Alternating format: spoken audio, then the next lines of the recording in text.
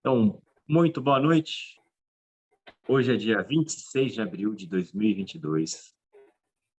São exatamente 21 horas. Comprometido. Esse é o nosso terceiro encontro para a nossa introdução à alfabetização na visão Montessori. Nós temos um total de 9 encontros.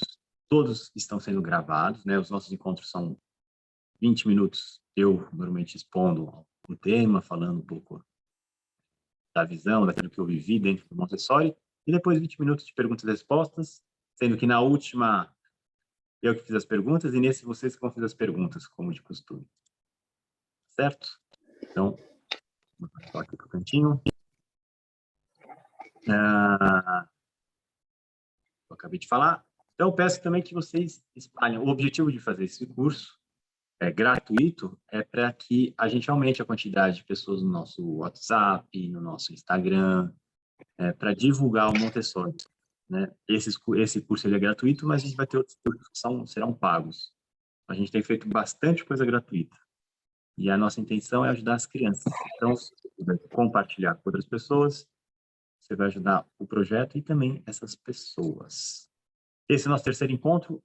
A gente vai falar sobre essa questão do vocabulário. Principalmente, isso é uma atividade que precede, né, ao aprendizado da escrita e da leitura. Isso a gente faz desde que o bebê nasceu, virou bebê. Bom? Então, o desenvolvimento da linguagem, pensando, né, nesse longo caminho, e estamos ainda como adultos desenvolvendo, né, a nossa linguagem, até porque ainda cometo erros. Até se vocês encontrarem algum erro de português, algum erro de concordância, vocês podem me corrigir, porque errar é humano e o aprendizado de uma linguagem, né, ele leva muito tempo. Então, até mesmo quem aprendeu uma outra língua, né, a gente que aqui fala português, daí vai aprender inglês, vai aprender francês, vai aprender alemão. Quando a gente aprende uma nova língua que não é a nossa língua nativa, a gente começa a despertar o quanto isso mexe com a gente. E a criança, ela tem uma etapa, que a gente falou no encontro anterior, ela tem uma etapa da vida dela, um período que ela consegue aprender muito, muito rápido. Então, essa fase que precede realmente a escrita e a leitura, a gente chama de enriquecimento do vocabulário. Então, são coisas simples, são exercícios que a gente pode fazer no dia a dia, coisas que a gente faz como mãe, como pai. E assim, enriquecer vocabulário, eu até coloquei aqui, Felipe, mostra o álbum. Então, para quem não sabe, eu fiz o treinamento de professor Montessori lá na França, um treinamento que é certificado pela Associação Montessori Internacional. Eu repito isso muitas vezes, né? E lá a gente faz os álbuns. Então, esse aqui é o meu álbum de linguagem. O título aqui. Álbum está em francês, né? Porque eu fiz em francês. Álbum de linguagem. E aqui, no sumário, a gente tem exercícios. E está aqui, ó, enriquecimento do vocabulário. E a gente tem um monte de exercícios.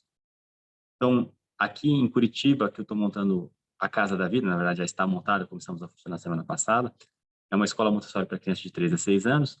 Então, a gente tem atividades para ajudar a criança a deixar o seu vocabulário mais rico. E são atividades que a gente pode fazer em casa. É disso que a gente vai falar.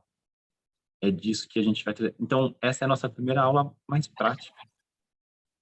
E antes da gente entrar nessa parte prática, algumas dicas. Então, se você tem filhos então abaixo, que está no primeiro plano de desenvolvimento, crianças entre 0 e 6 anos, algumas coisas são mais importantes do que a criança que é mais velha.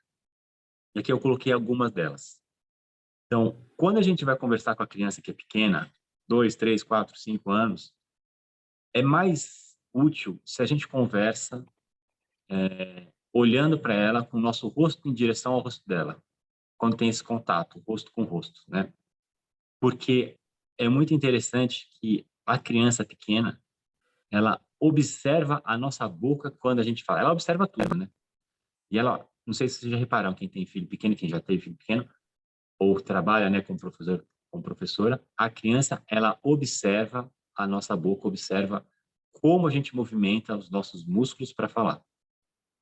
Uma outra coisa que é importante, às vezes, a gente gosta, né, de falar, como repetir o que as crianças falam, né, aquele jeito meio fofo de falar, meio devagar, algumas palavras erradas.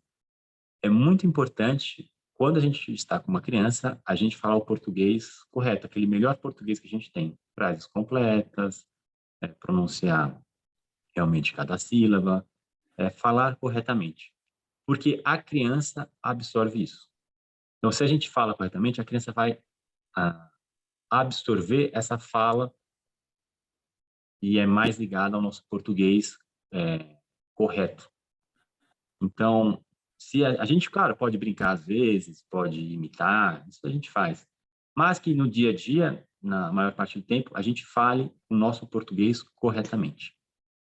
Uma outra dica que é interessante, isso a gente faz também aqui em casa, aqui na Casa da Vida, vou fazer com a minha filha também, é assim: enquanto eu estou movimentando, eu não falo, e se eu for falar, eu paro tudo e apenas falo. Então, se eu estou na cozinha lá com uma criança e a gente está fazendo suco, e eu estou pegando, cortando a laranja, espremendo a laranja, pegando o espremedor, enquanto eu estou movimentando, eu evito falar. E se eu for falar, eu paro de movimentar minha mão, paro de movimentar o meu corpo, olho para a criança e converso com ela. Isso vai ajudá-la, porque a fala, ela já é uma atividade complexa. A linguagem é uma atividade complexa. Então, se a gente puder, né, enquanto a gente está falando, dedicar a nossa atenção para a fala e depois a gente vai mostrar alguma coisa, a gente pode deixar a fala só para um momento mais específico. E quando a gente está movimentando, mostrando, a gente fala menos ou evita falar.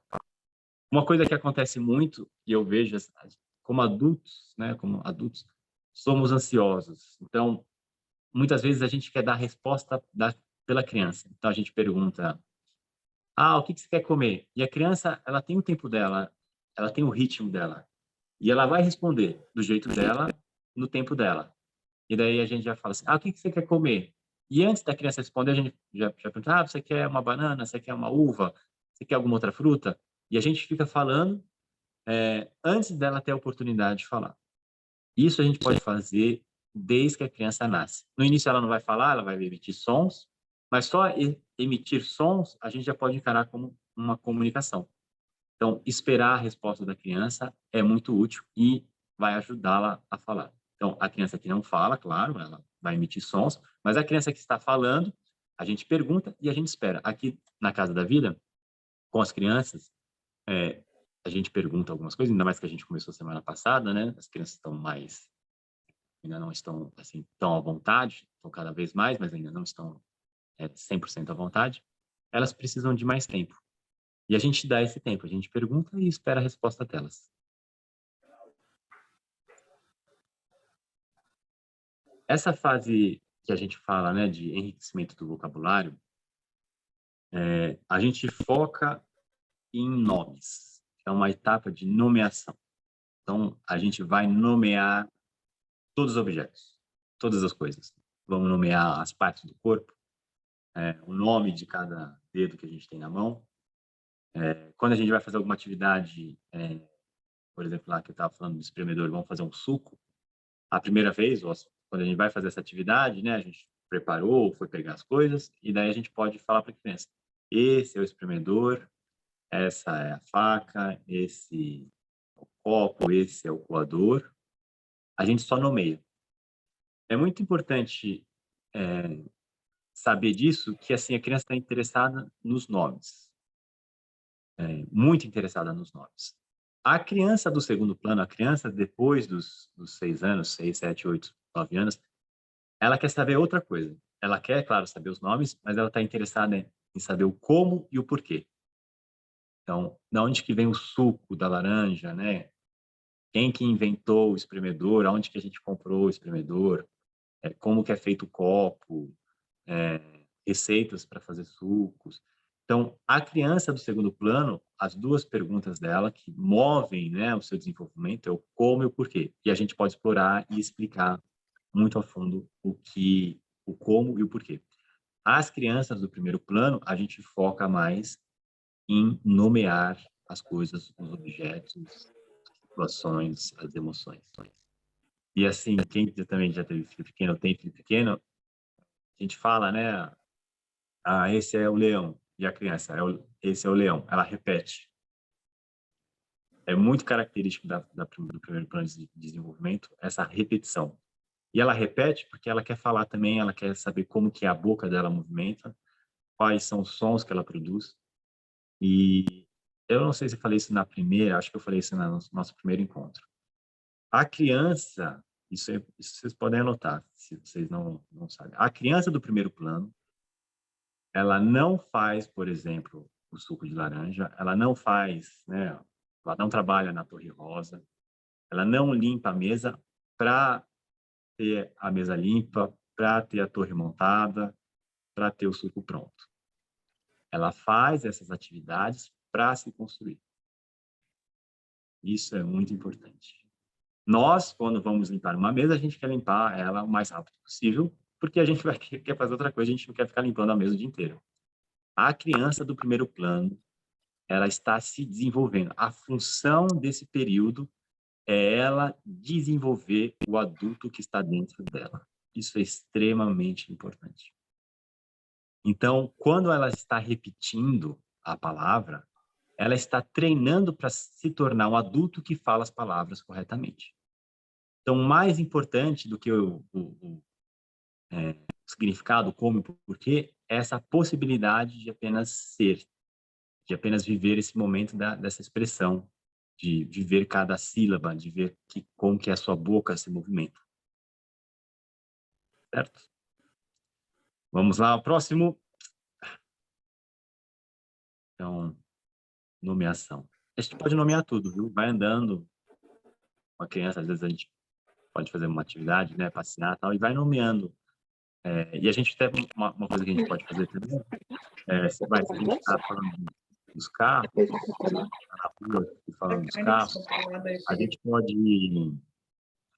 pode falar o carro azul, ou as roupas, né, o blusão preto. A gente pode também especificar um pouco, usar, né, os adjetivos. Isso ajuda também a criança. Então, uma dica prática que a gente pode ter em casa, uma mini biblioteca. Não precisa ser muitos livros. Ah, tem que ter 40 livros. Não, pode ser 1, 2, 3, 4, 5 livros. Mas aquele é o lugar da biblioteca. A criança, ela vai ter um interesse grande em ler e escrever. Ela vai ter, né, essa paixão se ela também vê esse interesse do adulto que cerca ela. Então, se eu gosto muito de livro, estou lendo livro, leio, gosto, organizo, leio para elas, naturalmente a criança vai se interessar mais, né, pelos livros.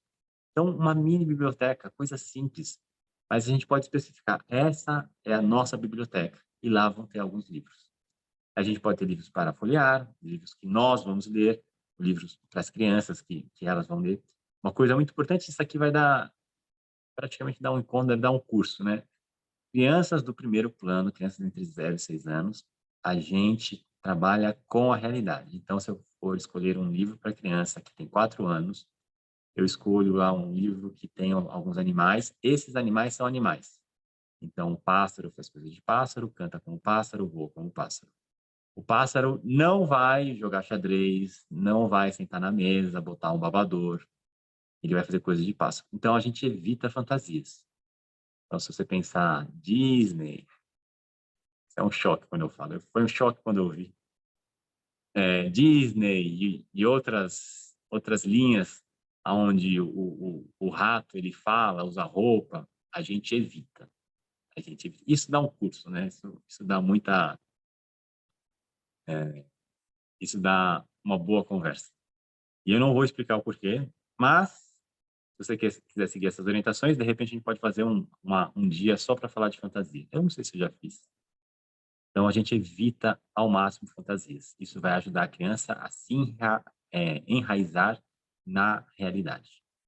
Uma outra dica, lembra na sua infância quero que vocês pensem. Lembre na infância de vocês, cada um. Quando a mãe de vocês ou o pai de vocês falava assim, Felipe, preciso conversar com você. Eu já vi isso, né, dentro de casa, né, quando eu era pequeno, eu vi também na casa de primos e amigos. A criança começa a suar de medo. Eu lembro um primo meu que o pai dele falou assim, quero conversar com você, Carlos. Meu tio falou para ele. O meu primo começou a chorar. Então, normalmente, né, muitas vezes, numa educação tradicional, a gente vai falar com a criança quando a gente vai dar uma bronca. Ó, preciso falar com você. Ó, depois do jantar, senta aqui que eu tenho umas coisas para falar para você. E a gente acaba ligando a conversa a uma situação delicada, estressante. E eu sabia disso e eu comecei a fazer com a minha filha quando ela, a primeira, eu tenho gravado isso. Tão fofa ela. Ela tinha 2 ou 3 anos. Ela era aniversário, ela ia fazer 3 anos. Falei, Ju, eu quero conversar com você.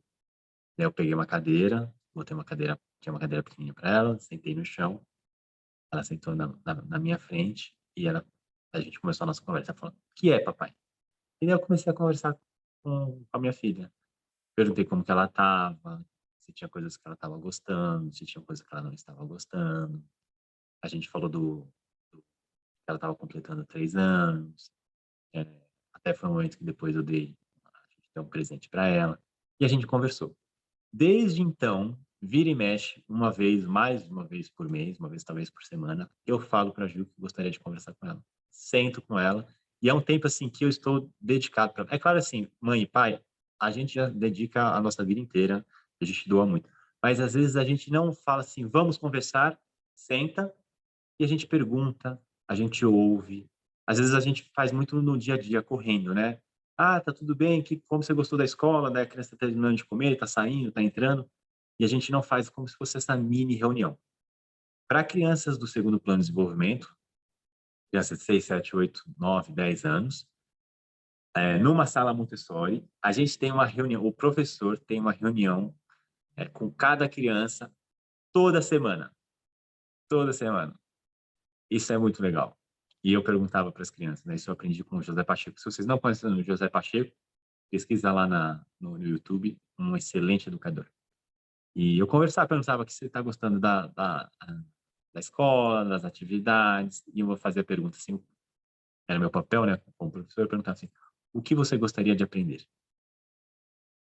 E era uma conversa, era um tempo dedicado, 5 minutos, eu não estou falando coisa, ainda mais crianças pequenas, né, que nem a Ju quando fez 2, 3 anos, são coisas curtas, não é uma conversa muito longa. E isso vai tirando um pouco daquele estigma da conversa para dar bronca. E a gente cria, isso é uma experiência própria, a gente cria um elo com elas diferente. Quando a gente fala que a gente quer conversar com elas, elas estão mais abertas. E provavelmente, se vocês lembrarem da infância de vocês, quantas vezes a gente ouviu, né? Felipe, né? Não sei o quê, ou, né? Minha mãe ou meu pai falavam, Marcos, que era meu irmão, Alexandre, eu preciso falar com você, senta aqui que a gente vai conversar. E normalmente era alguma coisa negativa. Então a gente pode criar esse hábito para conversar com os nossos filhos, que nem a gente faz com os nossos amigos, de repente até com nossos colegas de trabalho. Tá bom? Agora eu encerrei aqui essa parte do que eu ia falar. Deixa eu tirar aqui.